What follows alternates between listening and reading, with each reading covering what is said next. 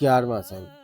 सुमंत के कहने से राजा दशरथ का सपरिवार अंगराज के यहाँ जाकर वहां से शांता और ऋषि श्रृंग को अपने घर ले आए।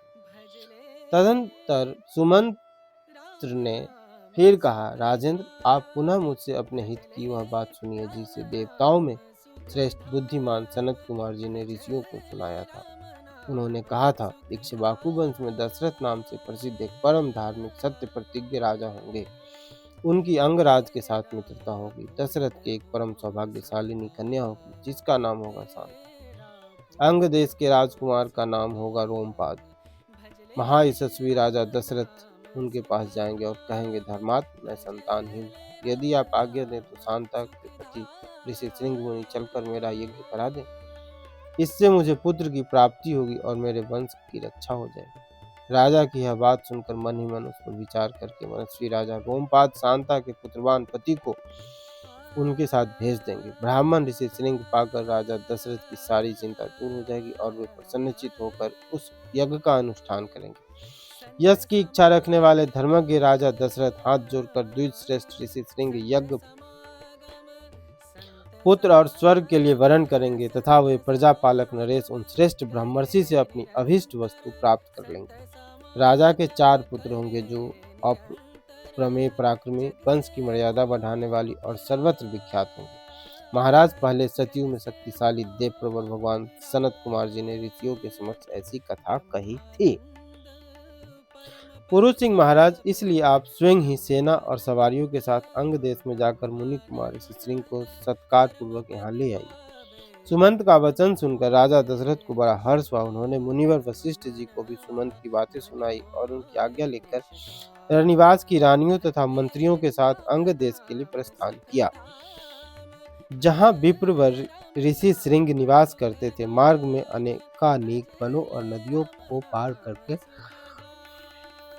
वे धीरे धीरे उस देश में जा पहुंचे जहां मुनि व ऋषि श्रृंग विराजमान थे। वहां पहुंचने पर उन्हें द्विजश्रेष्ठ ऋषि श्रृंग रोमपाद के पास ही बैठे दिखाई दिए। वे ऋषि कुमार प्रज्वलित अग्नि के समान तेजस्वी जान पड़ते थे। तदंतर राजा रोमपाद ने मित्रता के नाते अत्यंत प्रसन्न हृदय से महाराज दशरथ का शास्त्रोक्त विधि के अनुसार विशेष रूप से पूजन किया और बुद्धिमान ऋषि कुमार ऋषि श्रृंग को राजा दशरथ के साथ अपनी मित्रता की बात बताई। उस पर उन्होंने भी राजा का सम्मान किया। इस प्रकार भली भांति आदर सत्कार पाकर नरश्रेष्ठ राजा दशरथ रोमपाद के साथ वहां 7-8 दिनों तक रहे। इसके बाद वे अंगराज से बोले, प्रजापालक नरेश, तुम्हारी पुत्री शांता अपने पति के साथ मेरे नगर में पदार्पण करे, क्योंकि वहाँ एक महान आवश्यक कार्य उपस्थित हुआ है। राजा रोमपाद ने बहुत अच्छा कहकर उन बुद्धिमान महर्षि का जाना स्वीकार कर लिया और ऋषि श्रृंग से कहा, विप्रवर, आप शांता के साथ महाराज दशरथ के यहाँ जाइए। राजा की आज्ञा पाकर उन ऋषि पुत्र ने तथास्तु कहकर राजा दशरथ को अपने चलने की स्वीकृति दे दी। राजा रोमपाद की अनुमति ले ऋषि श्रृंग पत्नी के साथ वहां से प्रस्थान किया। उस समय शक्तिशाली राजा रोमपाद और दशरथ ने एक दूसरे को हाथ जोड़कर स्नेह पूर्वक छाती से लगाया तथा अभिनंदन किया। फिर मित्र से विदा ले रघुनंदन कुल नंदन दशरथ वहां से प्रस्थित हुए। उन्होंने पूर्ववासियों के पास अपने शीघ्रगामी दूत भेजे और कहलाया कि समस्त नगर को शीघ्र ही सुसज्जित किया जाए, सर्वत्र धूप की सुगंध फैले, नगर की सड़कों को झाड़ बुहार कर उन पर पानी का छिड़काव कर दिया जाए तथा सारा नगर ध्वजा पताकों से अलंकृत हो। राजा का आगमन सुनकर पूर्ववासी बड़े प्रसन्न हुए।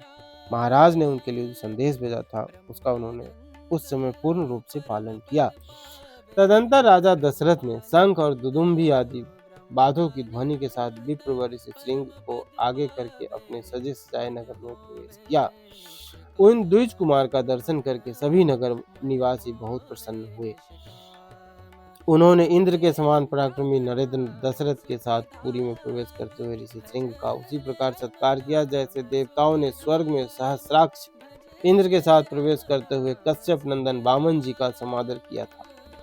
ऋषि को अंतःपुर में ले जाकर राजा ने शास्त्र विधि के अनुसार उनका पूजन किया और उनके निकट आ जाने से अपने को कृत्य माना। विशाल लोचना शांता को इस प्रकार अपने पति के साथ उपस्थित देख अंतःपुर की सभी रानियों को बड़ी प्रसन्नता हुई। वे आनंद मग्न हो गई। शांता भी उन रानियों से तथा विशेषतः महाराज दशरथ के द्वारा आदर सत्कार पाकर वहां कुछ काल तक अपने पति विप्र व ऋषि श्रृंग के साथ बड़े सुख से रही। इस प्रकार श्री वाल्मीकि निर्मित आर्ष रामायण आदि काव्य के बाल कांड में 11वां सर्ग पूरा हुआ।